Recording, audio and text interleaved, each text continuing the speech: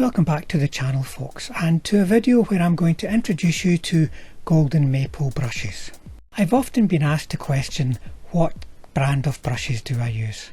And in the past I've not really been able to answer that with any kind of clarity because no one brand has really appealed to me for its quality, reliability, and also for covering all of the different kinds of brushes that I will use across the different techniques that I apply. Golden Maple recently gave me the opportunity to try out their miniature painting brushes. Having used them for a few weeks now, I can confidently say that I'm going to be recommending Golden Maple brushes to all the viewers of the channel. Golden Maple have been making brushes for 30 years. They've got a great reputation across a very wide spectrum of the artistic world. I've been using the 15-piece miniature painting set. It comes in a great case with some great brush protectors in there too to make sure those bristles stay nice and clean and to a fine point. This set contains a great range of brushes for our miniature painting challenges. You've got long thin brushes for the flowing actions that you need for certain types of miniatures, and then you've got the more conically shaped brushes where you need that bit more point control. And there's also some flat brushes which are very useful for painting larger items such as vehicles. I'm going to be demonstrating the benefits that I have found from using Golden Maple in the coming clips on this video, and you'll be able to see how fine a point the brushes have, the great flow of paint you get from the brushes, the great control that you get from them too, and the moisture retention in the brushes. No, they don't dry out, which is so important when you need control, and control is so key for miniature painting. Having seen this demonstration, if you want to find out more about Golden Maple, there is a link in the description below to their website. There is also a discount code should you want to order some Golden Maple for yourself. That will save you some money and also help support this channel.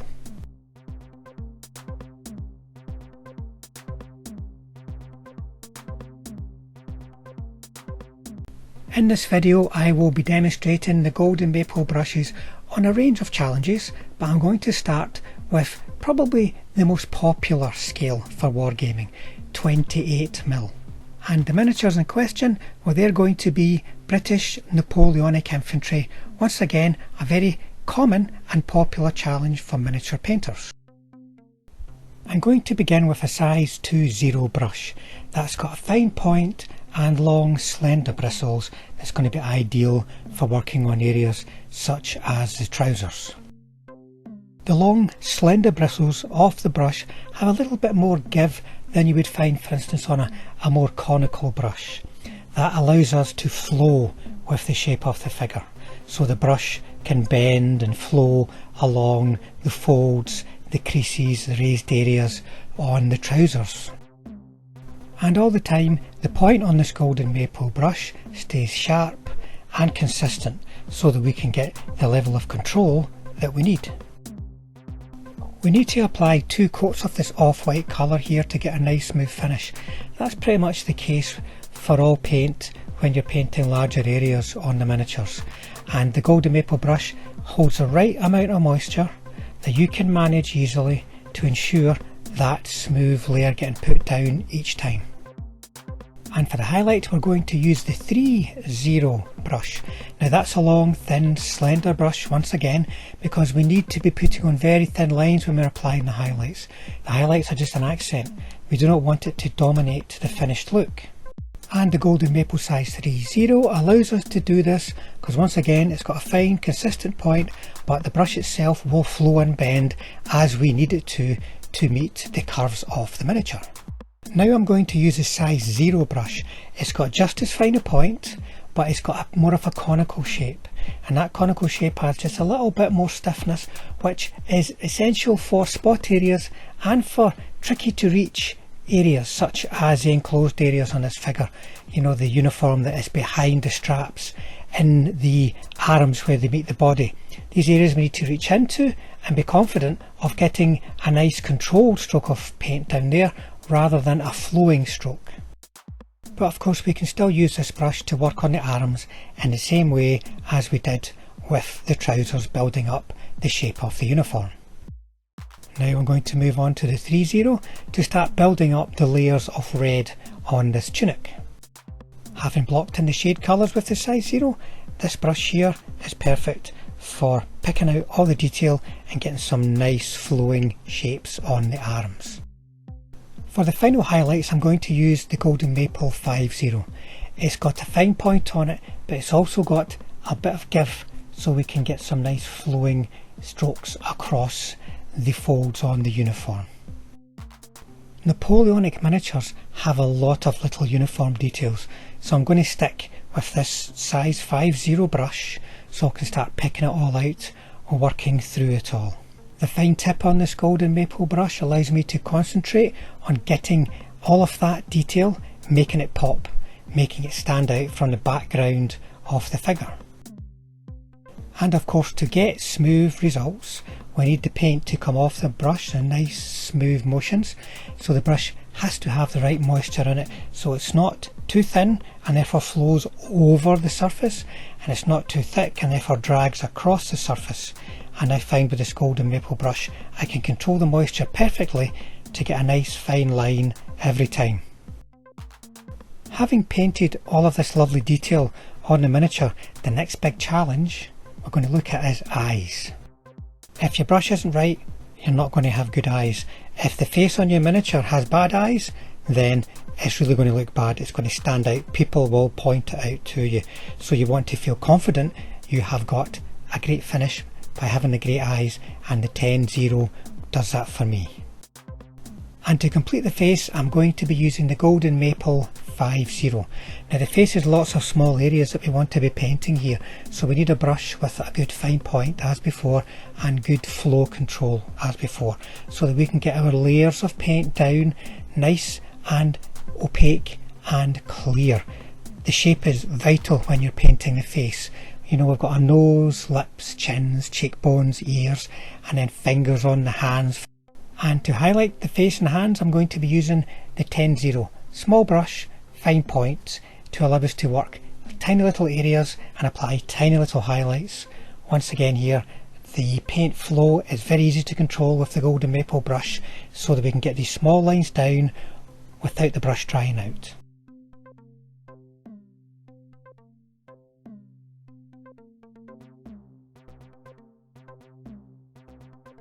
Vehicle painting is a very popular part of the miniature painting hobby. And there's so many vehicles available that there's always something new to paint, always some new technique or new challenge for us to learn. And even if, like me, you use an airbrush to put the core colours down on the kits, you're still going to need a good old-fashioned brush for all the detailing and all the weathering that's required to finish these subjects off. Golden Maple brushes help me meet the challenges of painting vehicles at this scale. Let me show you how. Pin washing is a popular technique to get accurate fine shading lines on your vehicles, and I'm using the Golden Maple size 2-0 brush to do this. The reason for that is the brush is long and thin and holds just the right amount of thinned paint, so you can carefully control it across the surface into the recesses around panel lines and tiny details to give a clean, very accurate first pass wash that requires very little in the way of tidying up or cleaning up after you're finished. An accurately applied wash is key when we're carrying out this process, because it allows the rest of the surface of the vehicle to remain bright and unchanged. The idea of the wash here is to help provide definition, shape and volume, and we don't want to darken things down, and I find the Golden Maple brush does that very, very well. Next, it's the Golden Maple size 3-0 so that I can apply some very fine highlights. Now this is a very fine brush, small with a really small tip, and that allows us to work all the tiny little lines, all the tiny little edges and features that we're going to need to highlight to lift it out to create contrast with the shading, so that gives us the shape, depth and definition that we need, so everyone can clearly see the form of the vehicle. Key to this process is having a brush that will not dry out. It's having a brush that will allow the paint to flow off the tip in a controlled way so that you can get your paint down in one pass.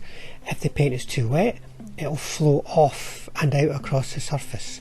If it's too dry, it will drag unevenly across the surface. And I find with the golden maple brush, it's easy to hit that right balance, retain the right level of moisture, and get the right flow of paint so that I can get sharp, accurate highlight lines, highlighted features. Now it's back to the Golden Maple 2.0 to start painting all the very many little pieces of equipment that cover the surface of vehicles. Now this is an important step in the process of painting vehicles. Lots of little bits of detail scattered over the surface help focus the eye. When they stand out nice and clearly, it helps just define all the shapes around it. So you need to be able to paint tightly and accurately, and the golden maple brushes do that for me. The size 2.0 here is perfect for the larger areas of tools where you want to put a long straight line typically on, for instance, a handle or on a tow rope that's attached to the side of the vehicle, and the golden maple just allows the paint to flow along those lines in a nice tight accurate manner. Then it's back to the golden maple size 3.0 to apply highlights to all the little pieces of equipment. The highlight just gives it a bit more depth, a bit more shape, helps it stand out a little bit more against the background of the kit. And once again, because these are very small highlights that we're painting, we need the brush to be able to just release the paint in a controlled way, and the golden maple size 3.0 I find is perfect for that. One challenging but satisfying aspect of painting vehicles is the weathering, making it look dirty and streaky and dusty, and I'm going to show you how I use the golden maple brushes to achieve that. You can see I've started with a small brush. Any small brush will do, just so it's a small controlled amount that you're applying, and I'm going to take my weathering paint of choice and apply little dots across the top of the surface. And then the flat brush size 0, I'm going to use that to draw it down the surface in vertical lines. It's very important that just the right amount of moisture is on the brush so that it doesn't just spill the paint across the surface. We want to draw it down the surface. For larger subjects, there are larger flat brushes you can use, such as the golden maple size 1.0. The fine chiselled edge on this brush allows you to work either with the flat of the brush or, as you can see here, with the edge of the brush. So you've got different ways of using this brush to refine and define the streaky rain marks that we're applying down the side of the vehicles here. And you will also find these flat brushes are great for applying nice even coats of base colours. If you don't use an airbrush, a flat brush such as this can get coats down in nice smooth strokes, and also in less brush strokes for a smoother finish. So if you're a painter of miniature vehicles, I recommend you give golden maple a try. I think that's really going to help you meet the challenges of painting this subject and getting the most out of your hobby.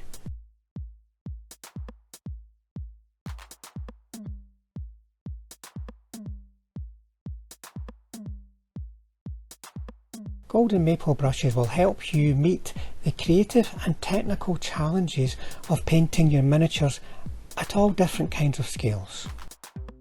Let's take a look at how I tackled some of the elements of this 1/100th scale Flames of War objective marker. Now 1/100th scale means that the miniatures themselves, the crew you can see there, are 15mm in height. So you can see these things are really quite small and have their own unique set of challenges. Now I'm going to do some highlighting, and I'm using the golden maple size 0 brush here. It's got a bit of a conical shape to it that comes to a very fine point. Now that's important because we're going to be working in small areas, and a longer thinner brush, whilst I'll deal for other areas that I'll be showing you, isn't as suitable as the conical brush when approaching small spot areas and small lines where we want to just get things down with the tightest of control. You can see I'm working in very small areas here. The highlights have to be small. If they are too big, they start to dominate, look unnatural, catch the eye. What we want to do here is accentuate the shape of the miniature. We already have a shade applied, a very fine shade that I'll show you in another segment. So now we put the very fine highlight down to create the contrast that's required to create depth and definition. So it's very important to have a fine, reliable point on the brush and that the bristles stay together, keep the shape as we're working with a good flow of paint, and the golden maple does this very nicely. Now I'm switching to a size 3.0 and it's still got that fairly conical kind of shape, and I'm going to accentuate the highlighting by creating chipping. So this is a smaller brush and it allows us to go into the highlighted areas. These are typically on edges, so that we can add a little bit of what appears to be rusty metal showing through where a chip has occurred. So a fine, consistent point is essential for this, as well as the good paint flow. It's very easy for a brush to dry out when you're painting small areas with small amounts of paint, and I find the golden maple have got very good water retention and water control, so you can have the exact amount you need on the brush to keep the consistent flow that you want without having to refresh it too often. I'm now going to show you the flat brush and how we can use that. This is a size 0, it's not the largest one that is in the set, but it's ideal for the scale, and it's also ideal for working on large flat areas. Here I'm using it to paint the base, and you can see I can get very accurate here, getting right in beside the cruciform mount of the gun there without the risk of getting the paint on the completed surface. But you can also use this on a wide range of challenges, such as the flats areas you'll get on the side of tanks and other vehicles. The wide brush means you can get the paint down in nice smooth coats without having to make too many passes and therefore create too many brush lines. So if you have a project with large flat areas to paint, well, the golden maple flat brush is the solution you need. Now I'm on to a size 3.0, a bit of a slender brush here with a fine point, because I'm going to start putting the initial coats of paints down onto some of the crew. Remember, these are 15mm in height, they're not big, and you need a brush that will help you meet the challenges of that scale. I find the 3.0 has got a fine, consistent point, which is essential when painting small detail, but it's also got a degree of flexibility that is required to create the flow that you need to capture the flow that is sculpted into the miniature. Even a tiny little figure such as this is still going to need 2 coats of paint though, when you're painting the larger areas such as the trousers or the tunic. So I'm switching to a size 5.0. It's got the same shape as the 3.0, the same fine point, the same slender bristles. So we can then flow around the figure just as we did before, except with a bit more confidence. We can tidy up any shade that we want to control in the folds of the arms, of the sleeves, of the legs, and give it a nice smooth second coat for a sharper finish. Then to make the uniform shape really pop, we're going on to a highlight, and I'm using a 10.0 for this. Smaller once again, but it's also still got that fine point and a consistent and reliable brush shape. Once more, we have to be careful the brush does not dry out here.